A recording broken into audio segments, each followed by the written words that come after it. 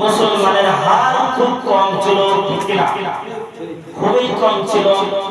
আল্লাহ পাক রব্বুল আলামিনের জন্য কিন্তু তার হাবিবকে, ও হাবিব আপনার কাছে কাফের মুশরিকরা আসবে আর আপনাকে বিপদে ফেলাবে।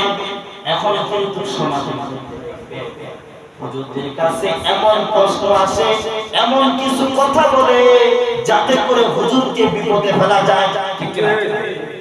তেমনিভাবে আল্লাহ রাসূল সাল্লাল্লাহু আলাইহি ওয়াসাল্লামের জামানায় আল্লাহ রাসূলকে বিপদে ফেলার জন্য অসংখ্য কাফির মুশরিক বেদুইন তারা কিন্তু আক্রমণ করেছেন। শুধু আক্রমণ না, আল্লাহ পাক রব্বুল আলামিনের সাথে সাথে কালামুল্লাহ শরীফের মধ্যে আয়াত নাযিল করে দিলেন।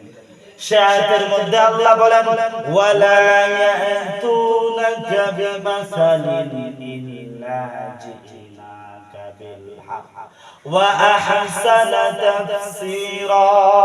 আল্লাহু আকবার। আল্লাহ বললেন, হে হাবিব আপনার কাছে অসংখ্য মানুষ আসবে আর ওই মানুষগুলো আপনাকে বিপদে ফেলার জন্য আপনাকে কিন্তু অনেক ধরনের প্রশ্ন করবে। আপনি কেমন উত্তর দিবেন?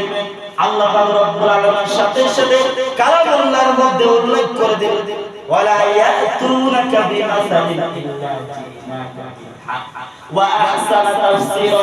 আপনি কোরআন বাইর করবেন আর কোরআন থেকে তাফসীর করে করে সমস্ত মানুষদেরকে এর ব্যাখ্যা দিয়ে বোঝাবেন। সুবহানাল্লাহ। তাহলে বোঝা যায় কোরআন হচ্ছে সমাধান, ঠিক কিনা? এই জন্য কিন্তু আজকে মেম্বরের মধ্যে মসজিদের মধ্যে কোরআন থেকে আলোচনা করতে হয়। এই জন্য মানুষের পরিবর্তন নাই। কোরআন এমন একটা গাইডলাইন, আমরা কিন্তু প্রত্যেকটা মানুষ এমন কিছু ইতিহাস শুনেছি ওয়াজ মাহফিলের মধ্যে। আপনাদেরকে যদি জিজ্ঞাসা করা ওয়াজ হইল কেমন সুন্দর লাগলো, আপনি বলবেন ভালো লাগছে, কিন্তু বাজার আল্লাহ পাক রব্বুল আলামিন কোরআনের মধ্যে বলেছেন হেদায়েতের বাড়ি হচ্ছে কোরআন। সুবহানাল্লাহ। হেদায়েতের মানে কি?